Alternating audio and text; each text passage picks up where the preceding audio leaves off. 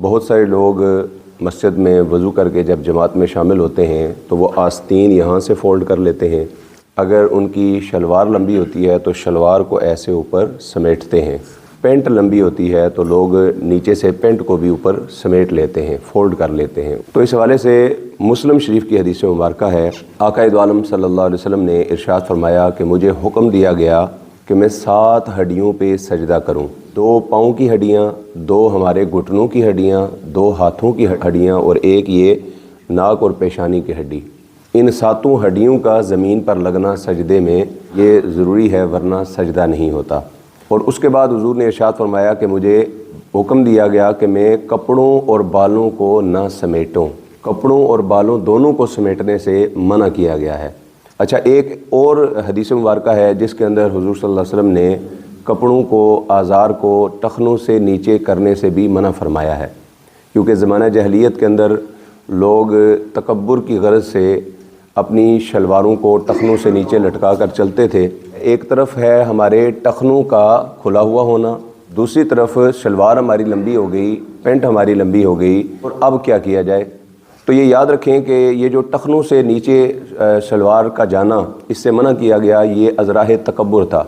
حضرت ابوبکر صدیق رضی اللہ تعالیٰ عنہ نے عرض کی، یا رسول اللہ صلی اللہ علیہ وسلم، میری جو تہمد ہے بار بار نیچے ڈلک جاتی ہے، میرے ٹخنے جو ہیں وہ چھپ جاتے ہیں. تو حضور صلی اللہ علیہ وسلم نے ارشاد فرمایا، اے ابوبکر تم ان لوگوں میں سے نہیں ہو. اب ان دونوں احادیث سے ہمیں پتہ چلا کہ کپڑوں کا ٹخنوں سے اوپر رکھنا اس کی ایک قید تھی، اور وہ قید تھی غرور و تکبر. یعنی غرور و تکبر اگر دل میں ہو تو ٹخنوں سے نیچے شلوار کا کرنا یہ منع ہے.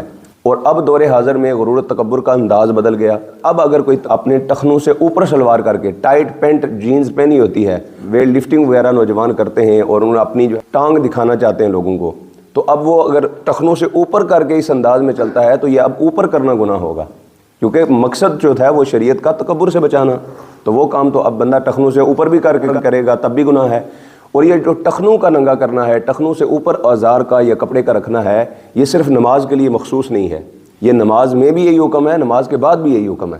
مقصود اگر ٹخنوں کا ہی ظاہر کرنا ہوتا تو پھر ہم موزے نہ پہن سکتے. بھئی نیچے سے ٹخنے چھپیں یا اوپر سے سلوار کے ذریعے سے چھپیں تو چھپ تو گئے ٹخنے.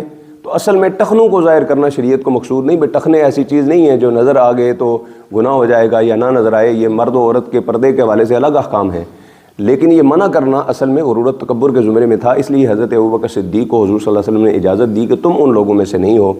اب فقہائے کرام نے 2 مسئلوں کے حوالے سے اب تحقیق کی، اور فقہائے کرام فرماتے ہیں کہ اب ٹخنوں کو ظاہر کرنا اگرچہ ضروری ہے، لیکن اگر ٹخنے چھپ جائیں نماز کے دوران تو یہ مکروہ تنزیہی ہے، اور کپڑوں کا پلٹنا یہ مکروہ تحریمی ہے. تو لہٰذا جب 2 بلاؤں میں بندہ پھنس جائے، 2 بلاؤں میں سے، تو حکم ہے کہ اس میں سے ہلکی کو اختیار کر لے. لہٰذا اب دور حاضر کے اندر حکم شرع یہی ہے، فقہائے کرام نے یہی لکھا ہے کہ اگر کوئی شخص مسجد میں آتا ہے، اس کی شلوار لمبی ہے، تو وہ اپنی شلوار کو یہاں سے اوپر نہ سمیٹے. تو 2 بلاؤں میں سے ایک بلا کو اختیار کر لے. یقیناً جو مسجد میں لوگ آتے ہیں ان کے دل میں غرور و تکبر نہیں ہوتا، تو لہٰذا یہاں سے سمیٹیں گے تو حضور کی اس حدیث کی، مسلم شریف کی حدیث کی مخالفت ہوگی کہ کپڑوں کو سمیٹنے سے حضور نے منع کیا. تو لہٰذا اپنی شلوار کو نیچے اوپر کھینچ کے، اگر وہ اوپر کر سکتے ہیں تو سیدھی اوپر کھینچ کر اس کو اوپر کر لیں، تاکہ وہ سمیٹنے والی حدیث کی مخالفت نہ ہو جائے. اسی طرح اگر کوئی بندہ نوجوان پینٹ پہن کے آتا ہے تو اس کے لیے بھی یہی حکم ہے کہ وہ اپنی پینٹ کو نیچے سے فولڈ کرنے کی بجائے اب اس کو اسی حالت میں چھوڑ دے. یقیناً اس کے دل میں غرور و تکبر نہیں ہے، اگرچہ پینٹ بھی ٹخنوں سے اوپر ہی ہونی چاہیے تھی، لیکن بامر مجبوری اگر اس کی ٹخنوں سے نیچے ڈلک گئی ہے تو اب اگر وہ فولڈ کرتا ہے تو وہ اس حدیث کی مخالفت ہو جائے گی، جو کہ مکروہ تحریمی کے زمرے میں آئے گا. تو لہٰذا فقہائے کرام نے کپڑے کو پلٹنے سے، سمیٹنے سے منع فرما دیا.